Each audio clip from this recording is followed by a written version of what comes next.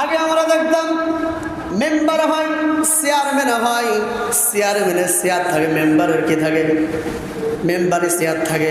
আর এখন থেকে আস্তে আস্তে মসজিদের মধ্যেও চেয়ার আছে না, সারা মাঠ দেখা যায় কি করে, ভুই হাবড়ায় চলে যাচ্ছে, কি করে ভুই হাবড়াচ্ছে, সব কিছু করতেছে, বাজার ঘাট এমন কিছু নেই সেই লোক পারে না। কিন্তু মসজিদে এসে কি করে, ও হুজুর চেয়ার হবেই নি।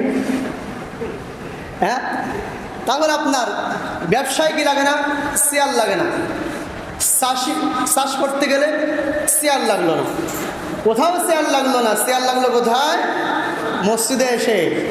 এখন আপনি যার সামনে দাঁড়াচ্ছেন তিনি কি আপনার মতন, নবীর মতন? সবার ঊর্ধ্বে যিনি এই পৃথিবীর মালিক, সুবহানাল্লাহ।